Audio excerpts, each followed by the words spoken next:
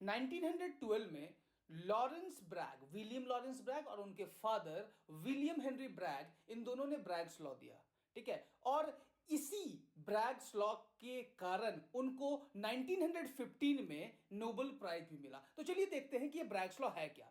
अगर हम Bragg's law के बारे में बात करते हैं तो ब्रैग्स लॉ कहता है कि जब एक्स रे को अलाउ किया गया to fall on a crystal lattice, ठीक है, हम लोग देखेंगे कि किस तरह से हमारा एक्स रे फॉल कर रहा है क्रिस्टल लैटिस पे, और उस तरह से उसका कैलकुलेशंस भी करेंगे। तो यहां पे बोला ये गया है ब्रैग्स लॉ में, ब्रैग्स लॉ को जो निकाला गया है उसके बारे में अगर हम बात करते हैं तो वो बोला ये गया है कि when X rays are allowed to fall on a crystal lattice, peaks of scattered intensity are observed which follow the following condition. कुछ कंडीशन फॉलो करता है। क्या कंडीशन है? यहां पे है कि एंगल ऑफ इंसिडेंस और एंगल ऑफ स्कैटरिंग ये दोनों हमारा इक्वल होगा, और साथ ही साथ पाथ डिफरेंस जो होगा वो integral multiple of the wavelength होने वाला है। अब ये तो बड़ा इंटरेस्टिंग है जी, ठीक है ना, कि जो हमारा पाथ डिफरेंस है वो क्या होगा, वो हमारा इंटीग्रल मल्टीपल ऑफ वेवलेंथ होगा। अब ये है हमारा ब्रैग्स लॉ। इसके बारे में कंप्लीट कैलकुलेशन देखते हैं कि किस तरह से हमारा ब्रैग्स लॉ काम करता है। तो अगर ब्रैग्स लॉ के कैलकुलेशन या डेरिवेशन के बारे में बात करें तो कुछ कंसिडरेशन है जिसको हम लोग मान लेते हैं। जैसे कि हम कंसिडर कर लेते हैं कि हमारे पास एक पैरेलल लैटिस प्लेन है जिसका स्पेसिंग हमारा ए है।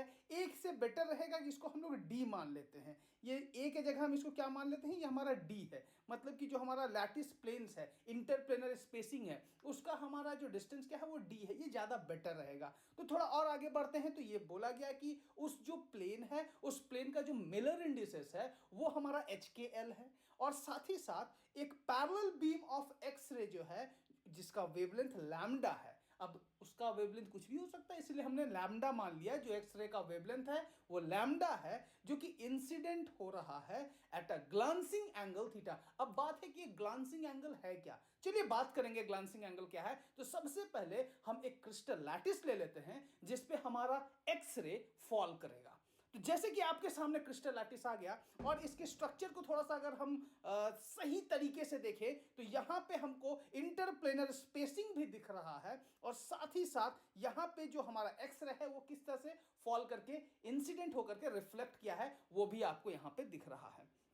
साथ ही साथ बाकी हम यहाँ पे कुछ ज्योमेट्रिकल नेम दे देते हैं, जैसे कि ए बी हमारा इंसिडेंट है, डी जी या फिर डी ई भी हमारा इंसिडेंट रे है, और बी सी और ई एफ हमारा रिफ्लेक्टेड रे है, ठीक है ना। और यहाँ पे हमने एक बात किया था जिसका नाम है ग्लांसिंग एंगल, जिसको हमने थीटा कहा। अब ये जो ग्लांसिंग एंगल है, जो हमारा इंटरप्लेनर जो है ना, लैटिस जो है, क्रिस्टल प्लेन का जो प्लेन है उसके साथ जो इंसिडेंट एंगल, जो इंसिडेंट रे है वो एंगल बनाएगा, उसी एंगल को ग्लांसिंग एंगल कहते हैं। बेसिकली ये जो एंगल होगा ये हमारा ग्लांसिंग एंगल होने वाला है, ठीक है।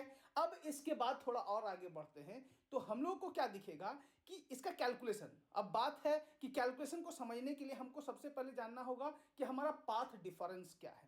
यहां पे आपको सब कुछ क्लियरली दिख रहा होगा कि ये जो थीटा है ये हमारा ग्लांसिंग एंगल है, और इसी थीटा को कंस्ट्रक्शन से अगर हम देखें तो ये थीटा भी हमारा ग्लांसिंग एंगल होता है, ये थीटा भी ग्लांसिंग एंगल होगा। यहां पे कंस्ट्रक्शन में कुछ इस तरह से हमने देख लिया। अब जिसके बारे में हमको बात करना है कि path difference between two wave front. यहां से वेव फ्रंट आ रहा है, इंसिडेंट हो रहा है, तो इसके कारण पाथ डिफरेंस देखो, यहां से यहां रे आया, यहां से यहां रे आया, ये वाला पार्ट हमारा पैरेलल होगा, और यहां से ये भी हमारा पार्ट पैरेलल जा रहा है दोनों, ठीक ना। तो ए बी और डी जी तो इक्वल है, जो कि आपको यहां पे डायग्राम में दिख रहा है, और बी सी और एच एफ भी हमारा इक्वल है। तो ये जो हमारा दूसरा रे है जिसके कारण एक्स्ट्रा पाथ डिफरेंस हो रहा है वो यही पार्ट है जिसको हम जीई और ई एच कहेंगे, जो कि आपको यहां पे डायग्राम में क्लियरली दिख रहा है कि जीई प्लस ई एच जो है ये हमारा एक्स्ट्रा पाथ डिफरेंस है। बाकी यहां से लेकर के यहां तक का जो पाथ है, और यहां से लेकर के यहां तक का पाथ, और यहां से लेकर के यहां तक का पाथ, दोनों तो सेम है। तो एक्स्ट्रा पाथ जो है जिसको हम लोग पाथ डिफरेंस कहेंगे, दोनों रे के बीच में जो पाथ डिफरेंस है वो जीई प्लस ई एच ही तो है। इसीलिए हम लोगों ने लिख दिया कि path difference between two wave front is GE plus E H. Path difference हमको पता चल गया। अब इसी पाथ डिफरेंस को हम लोग कैलकुलेट करेंगे। पाथ डिफरेंस को कैलकुलेट कैसे करना है वो देख लेते हैं। अगर हम कैलकुलेशन की बात करेंगे तो यहां पे हमको एक ट्रायंगल देखना पड़ेगा जो कि है बीजीई। ये हमारा बी दिख रहा है, BGE, ये हमारा एक राइट एंगल ट्रायंगल है। ये थीटा है, थीटा के सामने वाला हमेशा परपेंडिकुलर होता है, मतलब कि GE जो होगा वो हमारा परपेंडिकुलर होगा। GE क्या होगा हमारा? परपेंडिकुलर। GE परपेंडिकुलर है, BG बेस है और BE हमारा हाइपोटेन्यूज है। तो साइन थीटा इक्वल टू होता है हमारा परपेंडिकुलर बाय हाइपोटेन्यूज। तो परपेंडिकुलर हमारा GE हो गया और हाइपोटेन्यूज हमारा BE हो गया। और ये BE कुछ और नहीं, हमारा इंटरप्लेनर स्पेसिंग ही तो है। ये हमारा BE क्या है? Interplanar spacing. दिख रहा है ना? ये हमारा इंटरप्लेनर स्पेसिंग है। अब इसको हम लोग आगे यूज करेंगे, तो GE को हम लोग क्या लिख सकते हैं? GE को लिख सकते हैं BE साइन थीटा। आगे देखते हैं चीजों को और बारीकी से समझेंगे। जिस तरह से जीई को हम लोग यहां पीछे किस तरह से बीई साइन थीटा लिख दिए, और बीई को हम लोग डी साइन थीटा लिखेंगे। क्यों? क्योंकि जो डी है वो हमारा इंटरप्लेनर स्पेसिंग है। डी क्या है? Interplanar spacing. दो क्रिस्टल प्लेन के बीच का एंगल है, ये इसके बीच का एंगल डी है, और ये जो डी है इसको डी साइन थीटा लिख दिए। ठीक इसी प्रकार अगर हम इस ट्रायंगल में बात करें जो कि बीईएच है, ट्रायंगल क्या है? बीईएच, इसको ध्यान से समझना है। इसी ट्रायंगल की अगर हम बात करें तो यहां भी हमारा क्या हो जाएगा? EH is equal to BE sine theta, जो कि डी साइन थीटा हो जाएगा। अब पूरा पाथ डिफरेंस की बात करें ना, तो जब हम पाथ डिफरेंस की बात करेंगे तो यहां पे जो पूरा path difference GE plus EH का बात करेंगे, तो दोनों को जब ऐड करेंगे तो दोनों का वैल्यू तो डी साइन थीटा है। तो GE प्लस EH हमारा 2D साइन थीटा हो जाएगा, क्योंकि D sine theta plus D sine theta हमारा क्या आ गया? 2D साइन थीटा, जो कि आपको यहां पे दिख रहा है। अब बात यह है कि अगर हमारा पाथ डिफरेंस जो है वो अगर इंटीग्रल मल्टीपल ऑफ वेवलेंथ हो जाए, इंटरफेरेंस आपने पढ़ा है, ठीक है ना? तो अगर यहां पे दो वेव आपस में इंटरफेयर कर रहा है, इंटरफेरेंस हो रहा है, तो कंस्ट्रक्टिव इंटरफेरेंस के लिए हमारा जो पाथ डिफरेंस होगा वो n लैम्डा होना चाहिए, इंटीग्रल मल्टीपल ऑफ वेवलेंथ होना चाहिए। ठीक है, तो यहां पे अगर हम बात करें तो पाथ डिफरेंस अगर हमारा इंटीग्रल मल्टीपल ऑफ वेवलेंथ होता है तो कंस्ट्रक्टिव इंटरफेरेंस होता है, जो कि आपको यहां पे स्क्रीन पे दिख भी रहा है।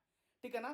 कि अगर हमारा पाथ डिफरेंस क्या होगा? If path difference is an integral multiple of wavelength, constructive interference will take place.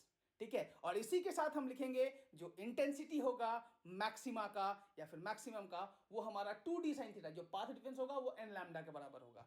तो पाथ डिफरेंस जो हमारा 2D साइन थीटा है उसको हम n लैम्डा लिखे हैं, और यही 2D sine theta equal to n lambda जो है, इसी को हम लोग ब्रैग्स लॉ कहते हैं। ये बहुत सिंपल है, आप इसको वीडियो को पॉज करके आराम से पूरा नोट्स लिख सकते हैं।